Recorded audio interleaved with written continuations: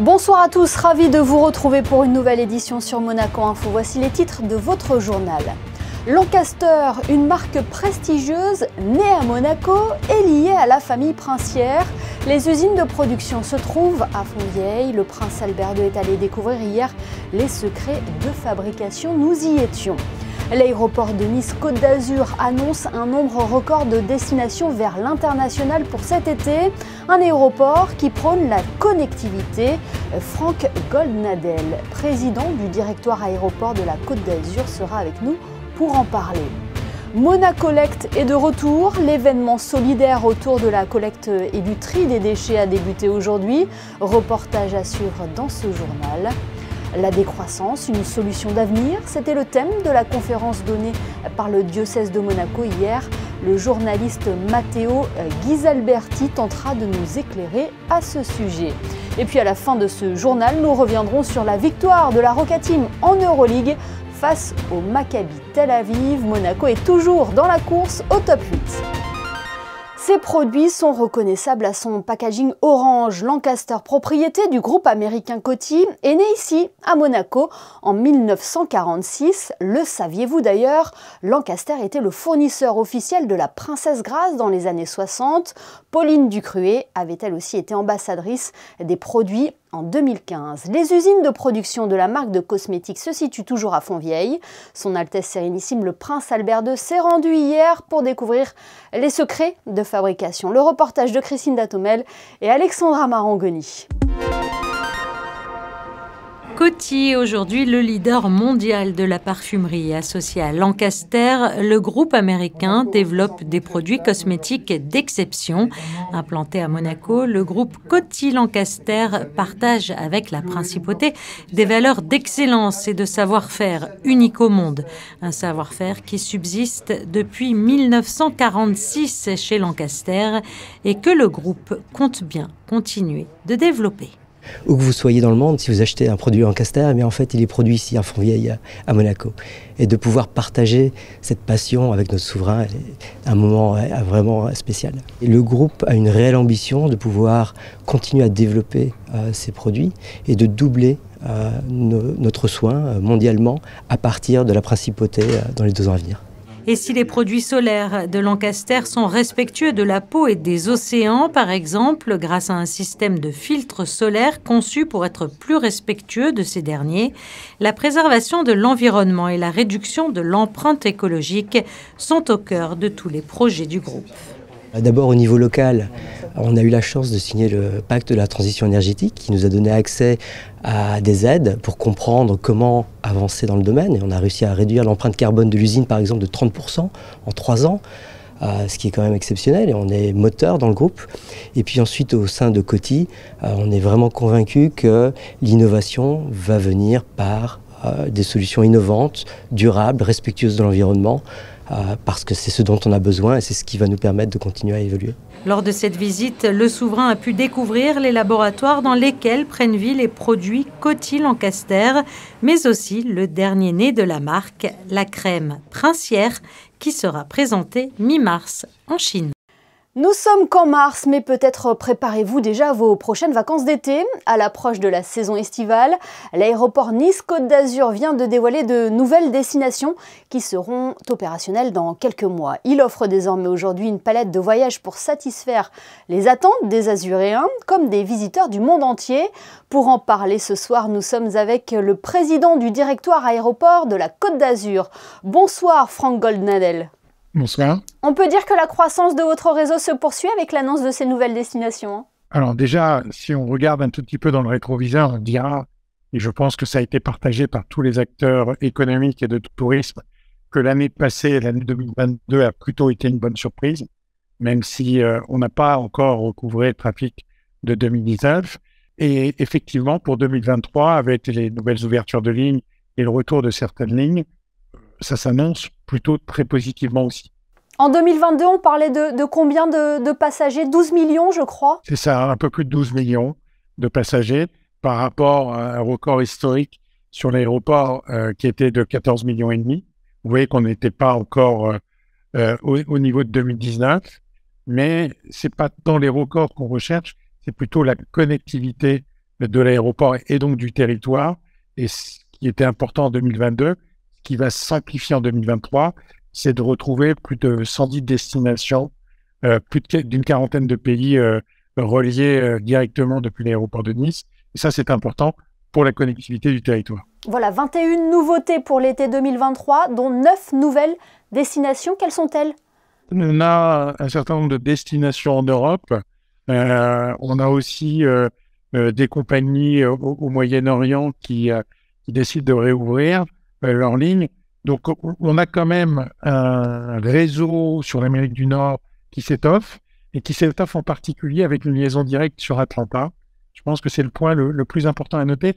Et en étant relié au premier hub américain, on ouvre finalement l'ensemble du territoire du Grand Amérique, c'est Amérique du Nord et Amérique du Sud, puisque on arriverait avec ce vol direct dans le premier hub de la première compagnie américaine, qui est Delta Airlines. Et c'est pour cela que l'aéroport de Nice est considéré comme le 3e aéroport de France après Roissy et Orly. C'est un statut que vous souhaitez conserver, qui est difficile peut-être à maintenir? C'est important à la fois pour la vivacité économique du territoire, mais j'ai envie de dire aussi c'est important quelque part pour rentrer dans une démarche vertueuse du transport et du transport aérien. Parce que quand vous arrivez à rejoindre plus de destinations en direct, du coup, vous donnez des opportunités à nos clients ou à nos touristes ou aux gens qui ont envie de nous visiter de venir avec un vol direct plutôt que de devoir faire une escale quelque part. Et donc, c'est à la fois important pour la connectivité, mais c'est aussi important pour l'environnement. Et après, il faut être raisonnable, c'est-à-dire qu'on ne peut pas rejoindre toutes les villes du monde du jour au lendemain, qu'effectivement, on est, alors on dit le 2e aéroport après les aéroports parisiens en termes de connectivité. Ça montre là aussi la vivacité de ce territoire, parce que c'est pas uniquement pour la beauté du territoire que les compagnies ouvrent des lignes directes, c'est aussi parce qu'elles ont un marché et qu'elles ont envie de récupérer le marché de la Côte d'Azur. Comment vous la voyez cette année 2023? Elle sera particulière pour l'aéroport Nice-Côte d'Azur, hein?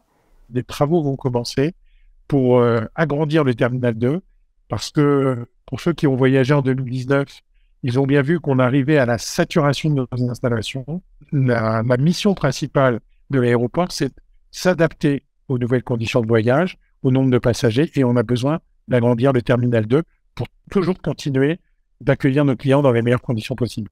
Et toujours aussi s'adapter aux enjeux de demain avec une politique ambitieuse concernant la réduction des émissions de gaz à effet de serre, ce qui peut paraître paradoxal pour un aéroport. Je dirais que c'est complémentaire, et plus encore que complémentaire, c'est nécessaire. C'est-à-dire qu'on n'opposera jamais développement et développement durable. Il faut qu'on concilie les deux, à la fois pour nos clients, pour nos concitoyens, pour tous ceux qui vivent sur ce territoire. L'aéroport doit être intégré et doit intégrer dans ses modes de fonctionnement les enjeux du territoire. Alors on les intègre, vous le savez certainement, mais l'aéroport de Nice a toujours été leader en matière de développement durable. On avait pris les engagements de neutralité carbone par compensation. On a planté à des endroits des forêts à proximité de l'aéroport pour absorber, et on s'engage sur plusieurs dizaines d'années pour à la fois entretenir ces nouvelles forêts et faire en sorte qu'elles jouent un rôle de poumon sur le territoire. On est en train de terminer les travaux qui visent à remplacer des chaudières à gaz pour chauffer et climatiser le terminal 1, qui demain sera chauffé et climatisé à partir d'énergie fatale. On récupère les calories des eaux usées de la métropole de Nice, on les transforme en une production de chaleur et de froid à partir d'énergie électrique complètement verte, et on travaille toujours plus avec l'ensemble des acteurs pour réduire l'empreinte environnementale. Eh bien, merci beaucoup, Franck Goldanel, d'avoir été avec nous ce soir pour nous parler notamment de l'été 2023 qui se prépare à l'aéroport Nice-Côte d'Azur. Merci infiniment. Bonne soirée, au revoir. La société SBM Offshore, en partenariat avec un consortium de 17 entreprises, est devenue ces derniers jours la première entreprise monégasque à recevoir une aide financière de l'Union européenne. Une initiative rendue possible grâce au programme Horizon Europe. Yannick Debevert est allé recueillir différents témoignages pour mieux comprendre ce partenariat et son processus. Aujourd'hui, c'est la concrétisation d'un long processus et d'un long travail qui a été initié en janvier 2018. Avec notamment une réunion qui s'était tenue entre Madame Sophie Tamenou, qui est ambassadeur de Monaco en Belgique, et la Direction générale de recherche et d'innovation de la Commission européenne. Cette réunion avait acté la possibilité pour les entreprises monégasques de répondre à des appels à projets de recherche et développement de la Commission européenne. À partir du moment où il y a eu cet accord, donc il y a une longue étude et un travail d'analyse poussé par la Direction de l'expansion du département des finances et économie qui a été initié pour identifier tout d'abord les opportunités et les intérêts à la fois pour la principauté et pour les entreprises monégasques, parce qu'il faut aussi savoir que c'est un dispositif qui est assez lourd, qu'il faut certains critères d'éligibilité et notamment que ces projets s'inscrivent dans 4 thématiques qui ont été identifiées, thématiques qui sont aujourd'hui en lien avec les politiques publiques de la principauté, à savoir l'énergie, la bioéconomie, la santé et les nouvelles technologies de l'information et de la communication. La Commission européenne lance des appels à projets quasiment tous les jours sur sa plateforme. Donc l'entreprise sélectionne un appel à projet et dans ce cadre-là peut avoir un ou plusieurs partenaires qui rentrent dans le consortium. Sur le projet, il y a 17 partenaires de 10 pays différents. SBM a été sollicité par d'autres partenaires pour faire partie d'un consortium, donc le consortium EU Scores, pour fournir une partie donc, des systèmes et notamment le hub électrique qui va permettre de transférer l'énergie offshore à terre. La division renouvelable a été créée en 2016 officiellement et donc le marché est assez nouveau et le positionnement de SBM est en train de se conforter et à travers EU Scores, la stratégie d'SBM permettra d'être affinée. Après une première édition en 2022, Monacolect est de retour sur le quai Albert Ier. Jusqu'à samedi soir, vous pourrez notamment déposer les vêtements, jouets ou livres que vous n'utilisez plus afin de leur offrir une seconde vie. De nombreuses associations sont sur place pour les collecter. L'événement a reçu ce matin la visite du prince Albert II. Voyez ce reportage signé Sandrine Nègre et Sylvain Péroumal.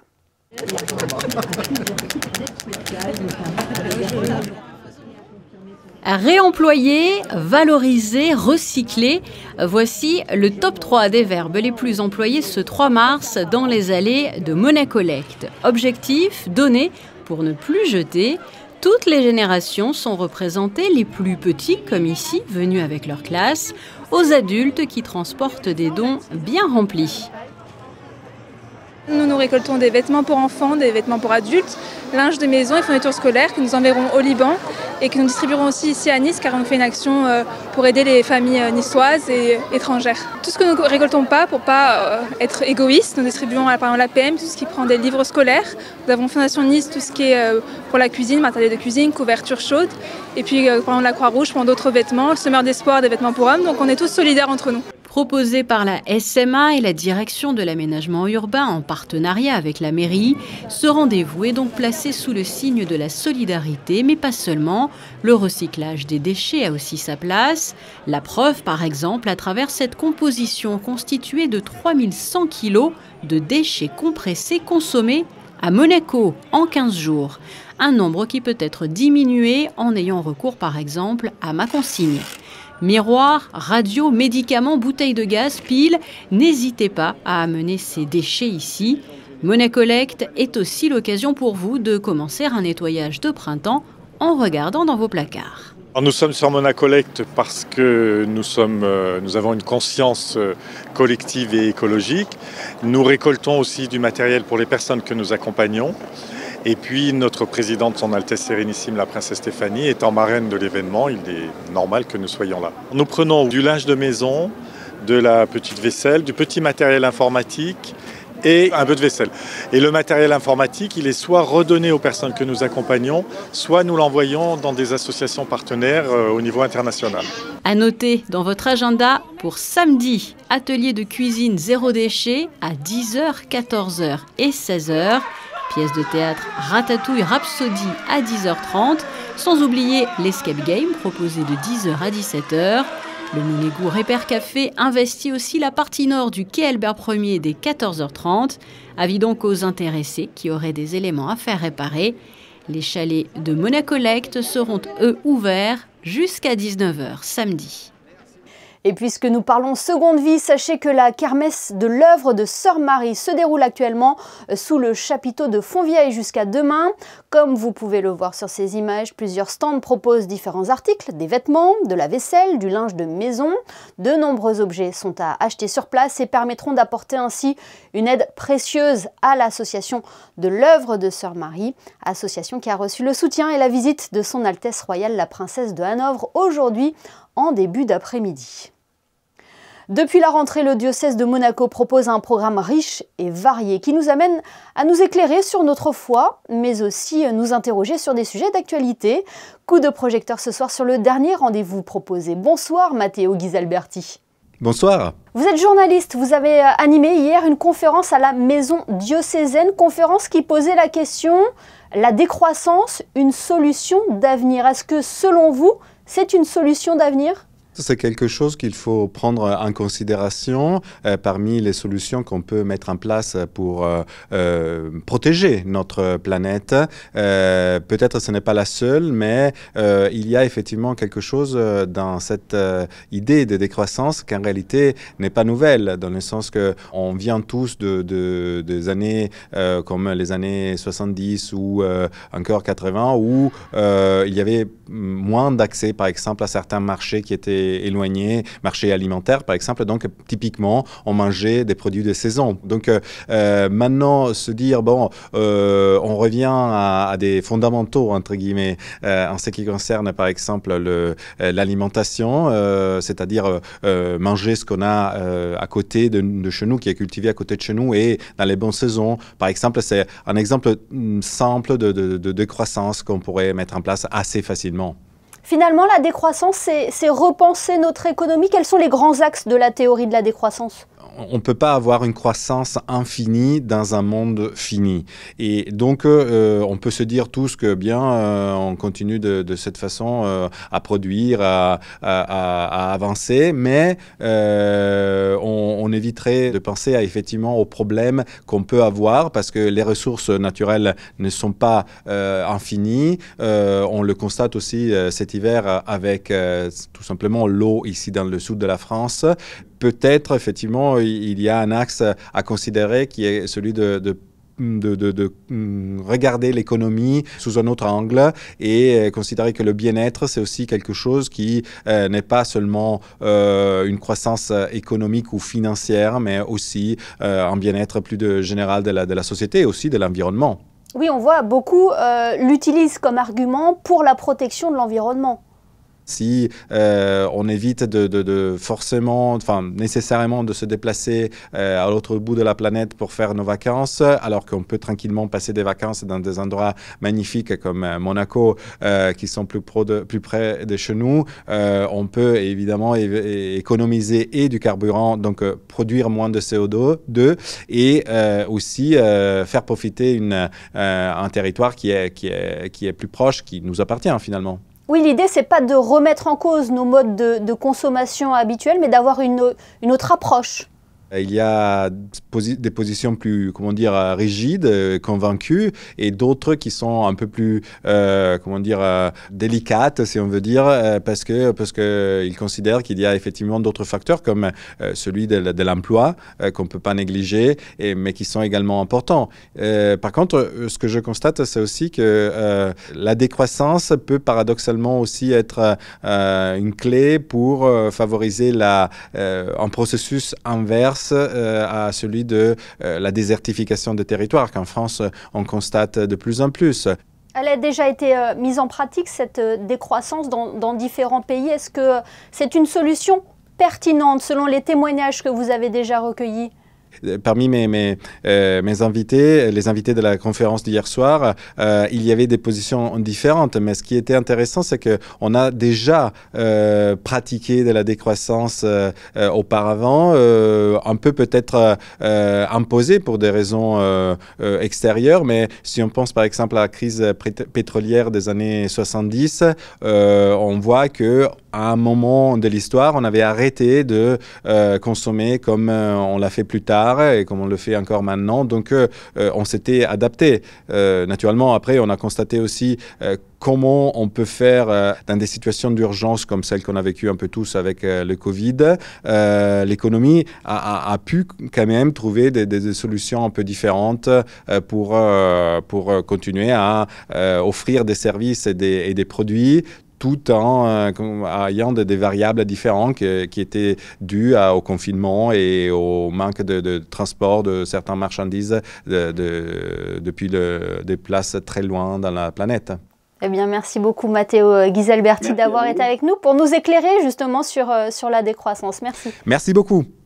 En basket, après la défaite à Barcelone la semaine passée, la Roca Team voulait retrouver le chemin de la victoire face au Maccabi Tel Aviv. Eh bien, c'est chose faite. Devant leur public, les Monégasques ont réalisé une très belle prestation, rassurante pour la dernière ligne droite d'Euroleague. Le résumé de la rencontre est signé Yannick Debever et Lionel Bernardi. C'était un match capital et Monaco s'est montré impérial. Le premier quart-temps de la Roca Team est sans doute l'un des meilleurs de cette saison. Le Maccabi Tel Aviv ne parvient pas à marquer sur les 3 premières minutes de la rencontre. Les Monégasques avaient à cœur de réagir après leur fin de match jetée à Barcelone, et cela s'en ressent. Monaco inscrit 30 points sur le premier quart et n'en encaisse que 17. Mais après un départ canon, les Roca Boys peinent à trouver leur second souffle et les visiteurs en profitent pour refaire leur retard. Mike James et Jordan Lloyd sont les 2 joueurs qui permettent à Monaco de rester devant à la mi-temps, malgré seulement 9 points marqués dans cette deuxième reprise. La seconde mi-temps est d'une intensité folle, le jeu ne s'arrête pas et les 2 équipes courent d'un côté à l'autre pour tenter de prendre le match à leur compte. Punissent sur le jeu rapide. Mike James en l'air et la claquette. Dans cette folie, l'entrée de Chima Moneke en fin de troisième quart fait beaucoup de bien à Monaco, qui traîne tout de même 1 point de retard à l'aube de la dernière période. Lorenzo Brown qui n'a pas bien de la soirée. Comme face à Barcelone la semaine passée, les Monégasques parviennent à museler complètement Tel Aviv qui n'inscrit pas un seul point en 5 minutes 30. Mais contrairement à la semaine passée, cette fois Monaco trouve des solutions offensives pour passer un 15-0 à son adversaire qu'il ne reverra plus. Donta Hall assure le show en fin de rencontre pour faire exulter une salle Gaston Médecin bouillante. Face à une belle équipe de Tel Aviv, la Roca Team l'emporte finalement 86-67, emmenée par les 18 points de Jordan Lloyd, homme du match. Every game now till the end is a finals for us. So we won 1 finals, 8 more to play. Amazing first quarter. Then, certain problems offensively. Then we found a way again, the team and, the lineups, which help us on the end, to win. And yeah, we look like a really good, like a team, which is, amazing, here for this game and for the future. Le classement est seulement provisoire en attendant les matchs restants de cette 26e journée. L'essentiel à retenir, c'est que Monaco est toujours dans la course au top 4 et creuse un peu plus l'écart avec ses poursuivants. Victoire essentielle donc pour Monaco qui cherchera à enchaîner un nouveau succès ce dimanche en championnat. Cette fois-ci, la Roca Team reçoit Nanterre, un match à suivre en direct sur notre antenne à partir de 17h. Avant de découvrir vos prévisions météo, un mot sur cette conférence qui a eu lieu à la Princess Grace Irish Library. Grania Hurley est venue présenter son livre en cours d'écriture, Mary Levin et le New Yorker. Grâce à une bourse obtenue récemment, l'écrivaine va pouvoir se documenter à la Bibliothèque irlandaise de Monaco pour poursuivre son ouvrage. Rejoignons Christinda Thomel à présent pour savoir le temps qu'il fera demain. Bonsoir Christinda. Bonsoir Émilie. Samedi, un ciel au beau fixe malgré quelques passages nuageux tôt dans la matinée. Il s'agira donc d'une belle journée avec de beaux instants ensoleillés. Le thermomètre oscillera entre 7 et 14 degrés. Le soleil se lèvera à 7h01 et se couchera à 18h23. Demain, nous fêterons les Casimirs. Merci Christinda. On se quitte En images, avec la visite officielle du ministre d'État Pierre Dartout en principauté d'Andorre, il a été reçu par le chef du gouvernement andorran, Javier Espot Zamora. Nous reviendrons sur ce déplacement et ses enjeux avec le ministre d'État dans notre édition de demain. Excellente soirée à tous sur Monaco Info.